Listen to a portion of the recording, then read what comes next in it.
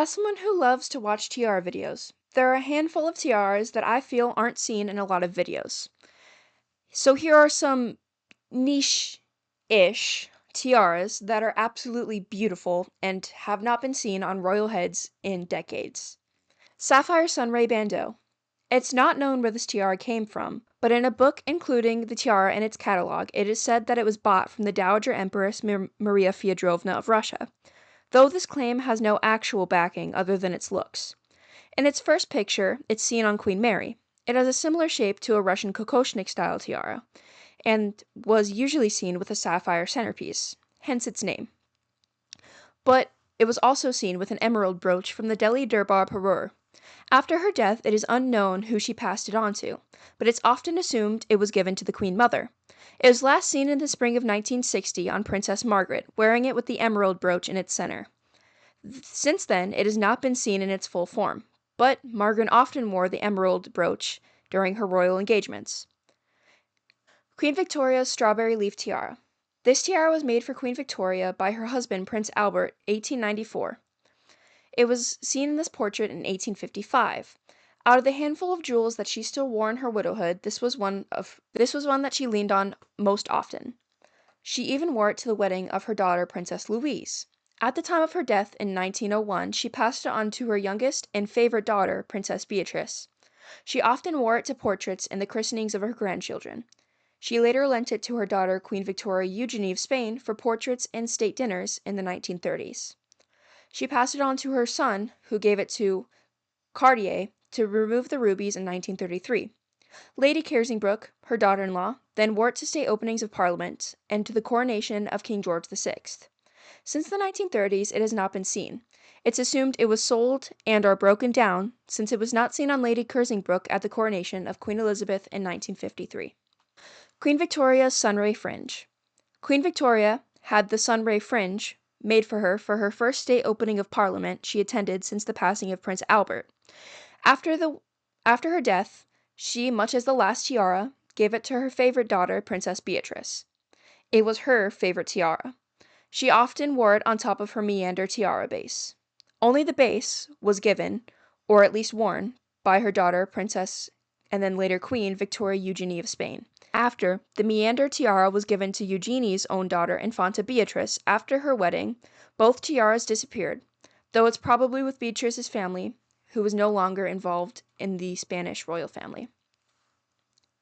The Hesse Medieval Emerald Tiara. This tiara was included in a parure commissioned in 1905 by Grand Duchess Eleanor of Hessen by Rhine. It's a huge diamond and emerald style tiara.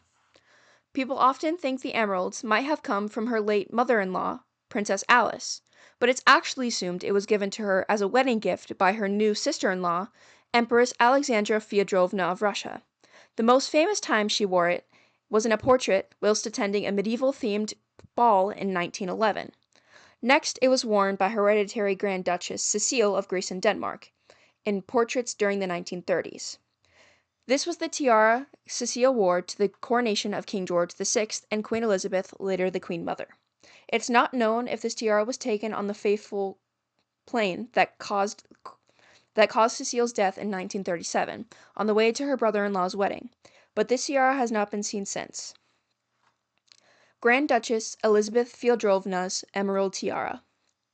This is one of my absolute favorite tiaras. It was given to Elizabeth of Hesse during her wedding to Grand Duke Sergei of Russia in 1884. After her husband was killed in 1814, she sold off almost all of her jewels and became a nun. However, she gave this tiara to her adoptive daughter / her niece, Grand Duchess Pavlovna, in 1918. She then married Prince Wilhelm of Sweden. After the divorce in 1914, she brought it back to Russia, eventually selling it to King Alexander of Yugoslavia as a wedding gift to his wife, Princess Maria of Romania, who was Elizabeth's cousin. She wore the tiara throughout most of her queenhood, and often wore it until 1913, until her husband's assassination. After, the country became a communist country. King Peter's wife, Queen Alexandra of Greece, demanded Marie give her the parure, causing a family scandal. After gaining the tiara, Alexandra wore it once to a ball with Queen Elizabeth and Prince Philip in 1947. The ex-King Peter sold it to in 1953 to Van Cleef and Marbles. The real tiara was sold to an unknown buyer.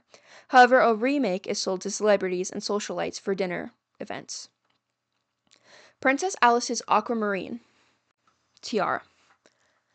While we do know what happened to this tiara, it should still be talked about today. This tiara was included diamond and aquamarine parure given to her by her uncle, Tsar Nicholas II, Queen Alexandra Fyodrovna, for her wedding in 1903. She was very close to the Tsar, and said after her 3 different wedding ceremonies in Dorschmarkt, Germany, is said to have hit him in the head with a shoe. She wore it in portraits after her wedding, once she moved to Athens in Greece. She then wore it after her exile for the portraits of her sister's wedding, Princess, then later Queen Louise of Sweden in 1923. Then Princess Alice was sent to a sanatorium. Her husband put many of her jewels in a bank in Paris, though she did retrieve them in 1947, just in time for the wedding of her youngest son, Prince Philip. She had the tiara dismantled and gave the jewels to her son to make Princess and then later Queen Elizabeth's engagement ring. With the extras, Philip made Elizabeth a wedding bracelet. The Mountbatten Pearl Star Tiara. The Pearl Star tiara was made and given to Princess Victoria of Hesse for her wedding to Prince Louis of Battenberg, later Mountbatten, in 1884 by her grandmother Queen Victoria. She would lend the tiara to her oldest daughter Alice to marry Prince Andrew of Greece and Denmark. There is a chance it was worn to the coronation of King George VI, though the photo is in low quality, so it cannot be confirmed. In 1914, Victoria brought the tiara to Russia while visiting her sister Tsarina Alexandra Fyodrovna, though World War I broke out on the trip and they were forced to flee, leaving all of their jewels behind in Russia. That is where the original tiara was lost, though she was gifted a replacement by her aunt Louise, Duchess of Argyll. Victoria would gift the new diamond tiara to her new daughter-in-law, Lady Edwina Ashley, when she married her son Louis Mountbatten. Lady Edwina gave the tiara to her daughter, Honorable Patricia Mountbatten, on her wedding day in 1946. The tiara has been seen several times by the current Countess Mountbatten, and later was seen several times by Countess Mountbatten, and later on her daughters and daughters-in-law for their weddings. But it was also seen during the 50th birthday celebration of King Carl XVI Gustaf of Sweden. Its most recent outing has been seen on the most recent Countess, Lady Alexandra's wedding in 2012.